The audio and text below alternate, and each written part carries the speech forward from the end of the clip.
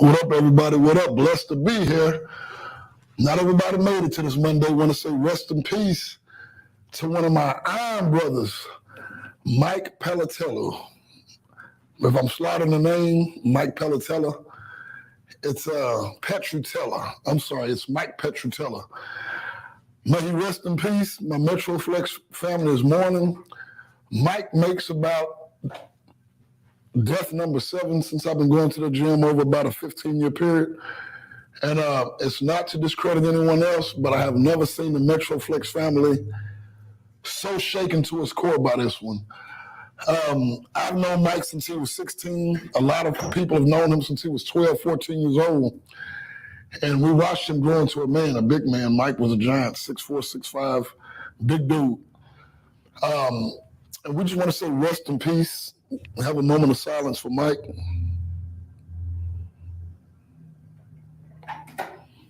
As well as his family. Well, there's still, the details are sketchy, but drug use is definitely involved in this really looking like fentanyl, y'all.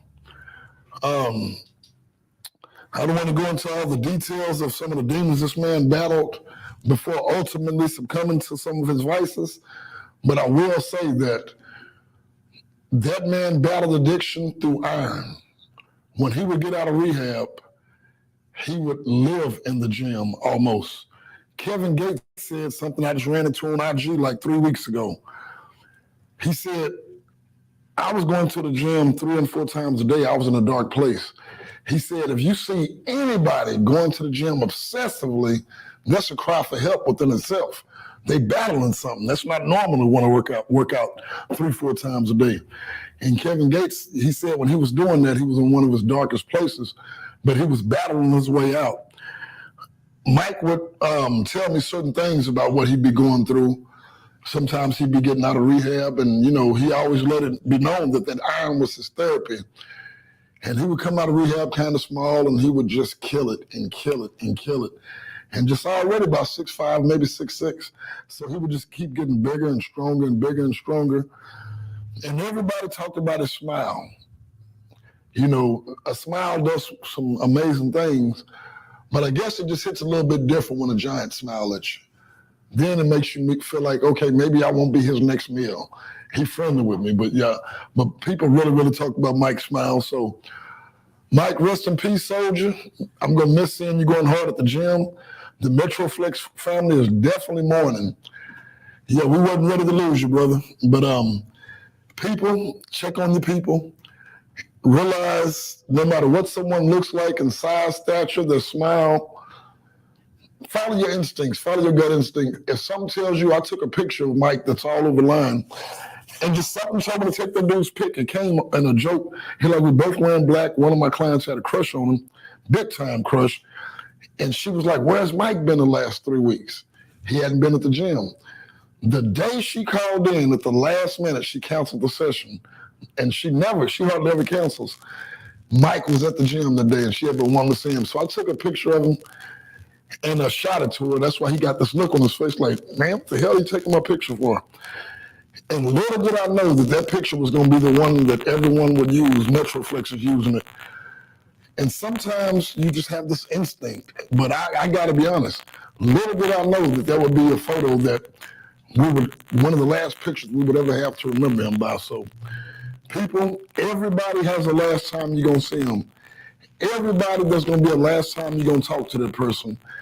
I don't care how many times you see a person. One day is going to be the last day you're going to see them or the last day they're going to see you.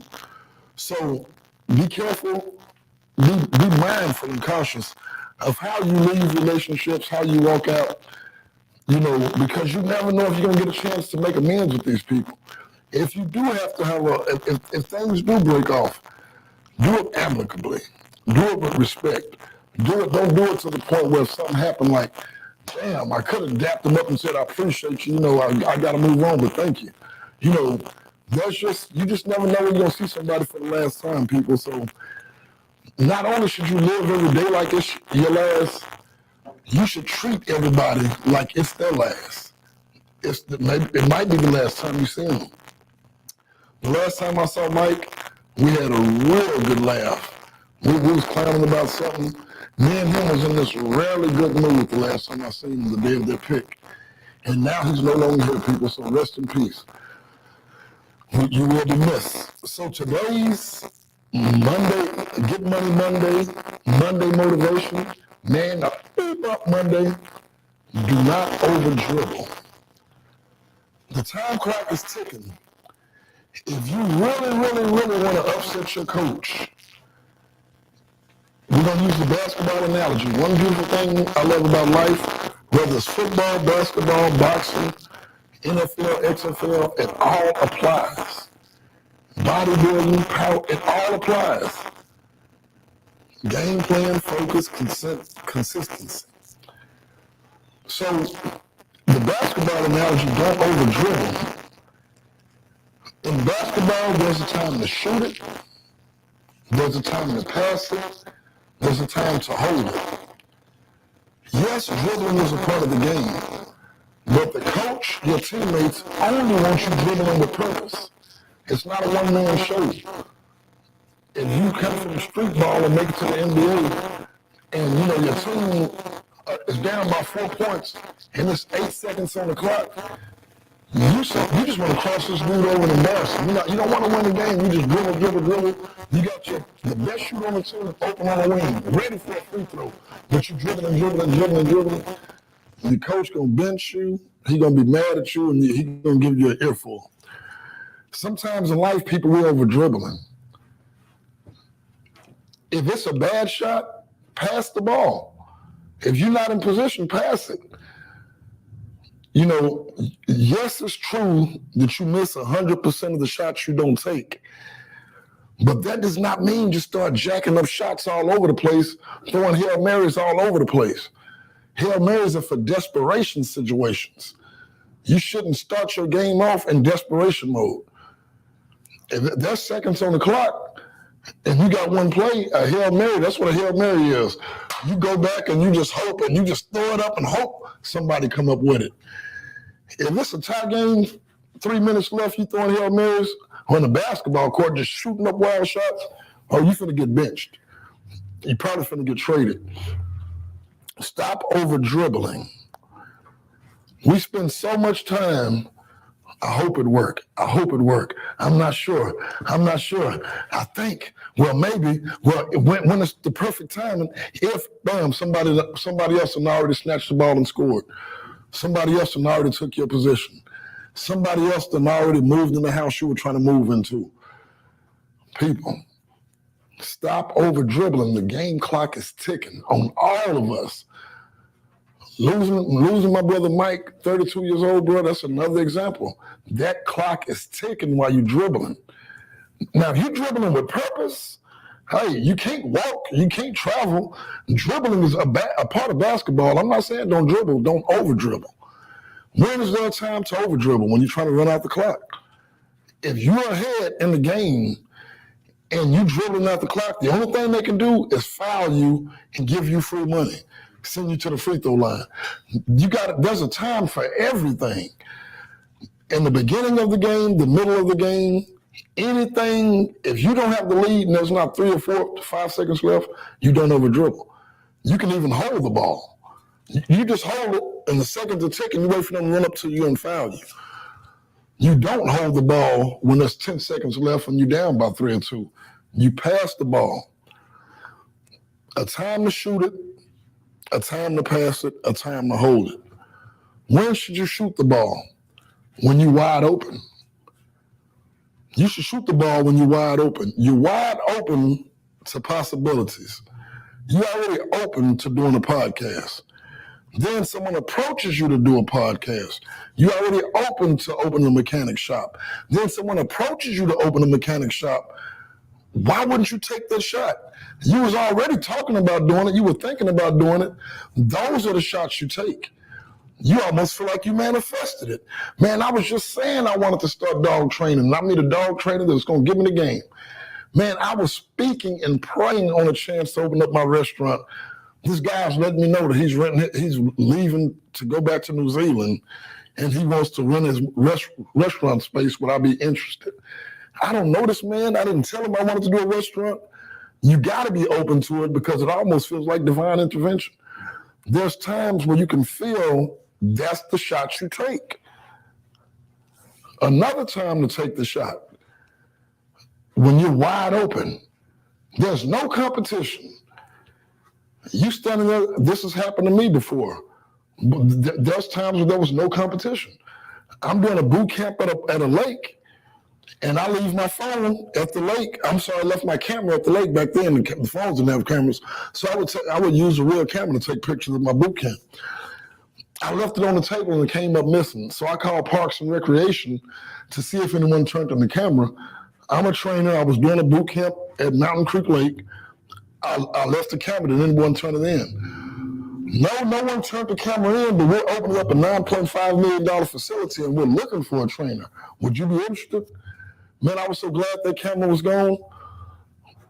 I went and Grand Prairie opened up a $9.5 million facility, basketball court dug into the ground, 15, 20 feet below the top deck that had an indoor track. That place was the bomb. They put me on Channel 13 TV shows while I was doing that.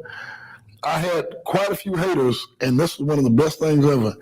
Everybody in Grand Prairie had to open up their mailbox and see my face in the newsletter. And that was just a blessing, but there was no competition. I called about a camera, told the lady I was a trainer, Mariana. I got to know her well after working with her for 6 years. That was her on the phone. Come in, we've been looking for a trainer. I get to the gym. This is on the north side of Grand Prairie, high Hispanic population, probably 85, 90% Hispanic. So I get there, I'm the only trainer. I'm like, bam. They're like, this is a big facility. We're going to need 2 more trainers. They bring in 2 more trainers. They put us out there on the floor and see what we can do. It's me, a brother. I forget his name. Man, him was cool too. Hardworking brother. Me, a brother, and Steve Sierra. Steve's Hispanic. Me and another dude is a brother. After day 3, they're like, man, this ain't fair. Is that dude Puerto Rican? I'm the only one that can speak Spanish out of me, the Spanish dude, and the black dude. Killing it. Everybody's coming to me. It's almost like I felt them like, okay, there's nothing else y'all can do here. And I ain't being cocky. It was like every single person there, most of them didn't speak English. I could speak Spanish. The Spanish dude didn't speak Spanish. They kind of look down on that, believe it or not. If you're Hispanic that don't speak Spanish, they really don't like that. So that was a wide open shot for me to take. The facility's lovely. They're going to put me on the TV. They put me in the newsletter. And the boot camps I was doing was just me. Now I got a whole city behind me. So that was a wide open shot for me to take. It could be a dating game. It could be approaching a male or female. She's always around somebody. She's always extremely busy. Every time is not the right time to approach her. One day, finally, there's nobody around her. She makes eye contact with you and smiles. How you doing today? She done struck up a conversation. You don't have to rush right in. Hey, want to go on a date? But that's your time to introduce yourself. That's the time to start laying the groundwork to see what her interests are. That's a wide open shot that you take. So there's a time to shoot the ball. You being double covered. You see a little female fan in the crowd. You glad she made it to the game. You've been telling her how good you are. You double covered. Your boy is wide open. Even though you want to show her what a great basketball player you are, his man done left him to cover you. Don't take that shot. If you make it, you're going to be perceived as selfish. If you make it, the coach going to say, hey, lucky shot, don't shoot that again. Like, you know, I'm glad you made that, but the chances are you're not going to always make those. So you always want to, the percentages, you want to go with the higher percentage shots. You want to go with the shots that make sense. Don't go with the shots that don't make sense. So by you passing the ball to your teammate, first of all, he feels included. That builds a bond. It shows trust, and it shows him and the team He's not a ball hog. He's not an egomaniac. He's willing to pass it when it's advantageous for the team. So you do not want to be one of those people. I don't care if I'm triple covered. I don't care if I'm four people to cover me. I could have a teammate 7'9" standing right up under the goal. I'm taking this shot. You're not going to be on that team for long. I can promise you that. So there's a time to take the shot. There's a time not to take the shot. When do you not take the shot? That thing which this person approaches you with is not even appealing to you. That's not what I do. I'm not a mechanic. I'm not mechanically inclined. Tying my shoes is a challenge. So I'm not gonna, waste your time or my time saying, but I'll train you. That's cool, but my whole life I've been clumsy, uncoordinated with my hands. I'm 50 years old. For me to start trying to be a mechanic at 50 when I'm already good at culinary arts, I'm already good at painting or whatever, I'm gonna go ahead and stick to my strengths. Now I'm gonna learn what I can. Why not glean some free knowledge? But I'm not at 50 years old going to start, okay, now I want to be a running back. Now there's times and places you can do anything you want to, but timing, people. I'm driving to the podcast this morning. I'm seeing people, first when I'm driving to the gym at 4 this morning, I'm seeing people flying. Why are they flying? Time. I guarantee you, anytime I see somebody flying, taking a chance to get a ticket, taking a chance in their life, I seen this white Benz this morning. I looked at my clock. They got to be somewhere by 5 o'clock. I'm like, it's 4:47, and they doing 100. They zigging, zagging. Their deadline is 5 a.m. I ain't even got to stop them. I know it. Time is why people are speeding, people. Time is why people are irritated. Time is why people are in a hurry. And time is important, people. Time is not money. Time is more than money. Nobody on this planet would trade 50 minutes for would trade $50 million for their time. And when I mean for their time on this earth, we'll give you $50 million, but you got 50 minutes to live. Now I'll stay broken. Okay, I'll tell you what. We'll give you $500, and you can go out and make other money. But we're only going to give you $500, but we'll guarantee you 50 years on this earth to do whatever you want with it. I'll take the $500. I don't want the $50 million. Now, you might be like, oh, I'll leave it to my family. You can't leave it to your family. It's only for you. You can't leave it. Not no trust fund. Who would trade $50 million for 50 minutes? If someone was suicidal, man, that's different. They just buy a whole pound of Coke and 3 strippers and go out in style. Let's keep it real. But if you really got purpose and you want to stick around and you want to live, you're not going to trade your time for money. We do it all the time because we have to make a living. But I mean, don't sell your soul. Another bad shot. Not all money's good money. You over dribbling, you overthinking, you over dribbling, you overthinking, bam, the game is over. Not all money's good money. What's a bad shot? Say, bro, man, my partner got that dog food. He got that heroin, man. These people, one shot, they're addicted. And they're your customer for life. That sounds good. Man, I got instant clientele. Only thing I got to do is get them to touch it or stick it or smell it. Yeah. And you got instant clientele nonstop. The dude is showing you his rings, his watches, his Benz, his Bentley. He's not telling you he's shot at on a regular basis by other rivals trying to take his territory. He don't tell you his big partner, his OG, who we look up to so much, is crying like a baby in a penitentiary because he missed his child and wife so bad. He not telling you that. He not telling you some of his buddies hung themselves because they didn't want to do 90 years. He just telling you, he just showing you the bling.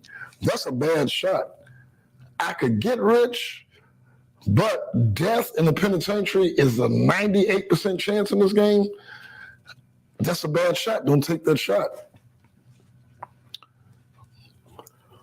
Somebody, you want to kick it with this female. This happened to me. This happened to one of my boys, Patrick Durgans. Used to smoke back-to-back blunts. In fact, I want to put it out. He keeps smoking. Back when I was 23, living in right in the Wicked City, we call it, Dickinson, Texas. This dude, man, I'm cool. Take 1, 2 hits, put it down. He just blaze. They come to Oak Cliff to visit me to kick it. The dude is on paper. He's not smoking. I can't believe it. Like, I was on paper and still sneaking and smoking. Shouldn't have been doing it. But he was not smoking. I was so proud of his discipline. Met some female that got him to snorting powder. He died. Because the female he was with, he wanted to kick it with her. He took his shot, but she came with that powder. So that was a bad shot. You wanted to get with the female, but she came with bad influences and negative vibes and spirits. So you went from having enough discipline to not even smoke. Coke gets out of your system in 3 days. Do that. That's what I do. So my man Patrick Durgans is dead and gone because the female he shot at was a fallen angel. She was dark energy. She was a serpent. She led him to cocaine, which led him to his death. And of course, he's a grown man to make his own decisions, but so many guys that I've heard of and seen in life, they got on crack because a female was already on it. They wanted to tell they partying with her, so they inhale what she inhale. They smoke what she smoked. Those are bad shots. When do you hold the ball? The time to shoot it, the time to pass, or the time to hold it? When do you hold it? When do you hold the ball? You hold the ball just like when it's time to hold your tongue. You're full of anger. You're not even really sure what you're talking about, but you're upset. You don't like the way things are going, but you don't really know all the details, and you blur out. If you don't know exactly what's going on, you could be feeling anxious, you can be feeling anger. Hold it, find out what's going on. Someone runs up to you talking real fast. You catching every other word. Every other word sounds magnificent, but you're missing the fine print. You're missing everything else. Hold on, what you say? Hold that ball. Okay, I'll sign up. What do I sign? Oh, Spectrum said, baby, what did you just sign up for Spectrum? He was talking fast because now we got to pay $5,000 and we can't switch back. You didn't listen. You just heard chance to go to Bahamas, free cup holder, a bumper sticker and T-shirt. That's all you heard. And you like the colors on the bumper sticker. Then you realize, man, I'm paying $5,000 for stuff that's got $5 worth of value because the person was talking fast and it sounded good.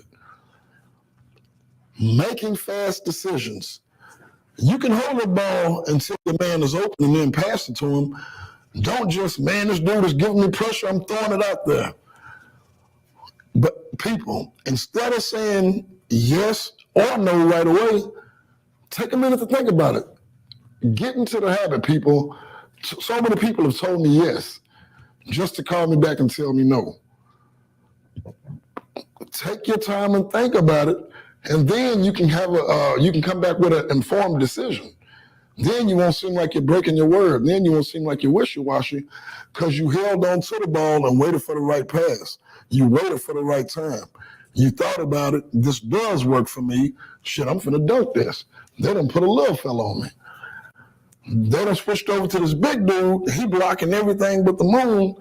That's not a good shot, but we're up ahead anyway. This clock is ticking. I'm just going to hold it. You got to know when to hold them. You got to know when to fold them. You got to know when to walk away. You got to know when to run. You never count your money when you're sitting at the table. There'll be time enough for counting when the dealing is done. I just made that up, y'all. Oh, anyway, what up, Kenny Rogers? He might be a guest here next week. I'm not making no promises, but y'all tune in to find out. So that's today's Monday motivation. Stop over dribbling. When you're overthinking, you're over dribbling. What's another example of over dribbling? Being busy but going nowhere. Wasting time. You got the high score on a video game. Now, there are gamers out there making some money, but that's not a lot of them. And you got to be cold. You got to be great. You got to be committed. And you have to be set up in a position where you can spend all day on a video game honing your skills. Because if you're not the age of working, if you're 5th, 6th, 7th, 8th grade and your mom and daddy paying the bills, you still got homework to do. You still got something to do. You still got chores. So, very few people, and some people, and I get that, And that's not right or wrong. This is what it is. You got some people that take what they want. I don't care what mama say, I'm taking this time and playing this video game. And sometimes people just, oh, you ain't nothing but a class clown. You ain't gonna be nothing. The dude 5 years later is $1 million comedian. So sometimes if it's meant for you and you're dead determined to do it, Arnold Schwarzenegger. Bodybuilders are weird. Oh my God, you look like I ate that. That is so disgusting. He was not deterred. I love this. He put bodybuilding on the map, made it to Hollywood. And when he was doing it, people was like, you want to be in Hollywood? We don't have dudes looking like King Kong in suits in Hollywood. And then once Arnold Schwarzenegger left his imprint, hey, Sylvester Stallone, you think you can build your muscles up a little bit more like Arnold? Hey, Van Damme, we want you built now. Arnold went from being criticized for what he was doing to setting a standard. The early 90s was surrounded with muscle heads after Schwarzenegger did what they said he shouldn't do. When Noah was building that ark, he was a madman. Man, it's never rained. At this time, according to scripture, it had never even rained. And this man is building the boat, building the ark. People are looking at him. And then once the flood started hitting, go, can we please get on your boat? That's what's going to happen with a lot of your businesses, a lot of your careers, whether you're an athlete or artist, IT dude, entrepreneur. People are going to see you working on your vision, and they're going to be, that dude there think he finna do something. Whoa, they on YouTube? Oh, they got 1 million views? Hey, Adam, I can talk fitness too. Hey, man, we know music. Hey, can we be a part of it? Once the rain starts, and it starts to get deep, and they start to sink, and you start to float, oh, they're going to want to rise with you. They're going to want to ride with you. So people, stop over dribbling. What's another source of over dribbling? Going back to the same situations over and over and over and over. You ain't going nowhere. Man, this dude done hit me. He done apologize. He done hit me again. He done apologize. He done threw me down the stairs. He done apologize. I'm back again. He just kicked me in the stomach. That's over dribbling. That's even worse than over dribbling. That's double dribbling. You're gonna get a foul. If you're over dribbling, at least it's not automatic give the ball back to him. You killing time on the clock, wasting time, pissing your coach and team off. But as soon as you double dribble, go back, use both, even though double dribble is both hands, I'm gonna use the saying going back twice, going back again and again and again. That's how I'm gonna use that analogy. If you double dribbling, you done walked away from this situation. You know these dudes are bad. The neighborhood is bad. They're taking risky chances. They're doing this and that. And you just, man, but those are my boys and I'm bored. So I'm going to go back to that which I made it out of. Bam. So that happens to so many rappers. Bootsy. Man, I left Louisiana. I'm going back to Baton Rouge, man. Most rappers down their own city. Once Bootsy said that, man, it was spotlighted. Mo 3 died in Dallas. This dude died in the city. This dude died in the city. So many of us make it out the hood. From the NFL, I've seen that, the NBA, the rap game. You do everything to make it out, and you double back. You double dribbling. Bam. Game over. Game over. You done wasted your shots. You took the risky shots you shouldn't have took. You passed on the shots when you was wide open. You dribbled when it was time to pass it. People, pay attention. Do inventory on your life. Do inventory on your emotions. Pay attention to your strengths and things that need strengthening. Pay attention to all of that. Because if you're not self-aware, you're going to shoot when you should pass it. You're going to pass when you should shoot it. You're going to hold it when you should dribble it. You're going to dribble it when you should hold it. Thank y'all for tuning in to Slaughta FiT. We will see y'all tomorrow, right, for Hot Topic Tuesday. We're back in effect, better than ever. Let's go. STWF Studios, we out.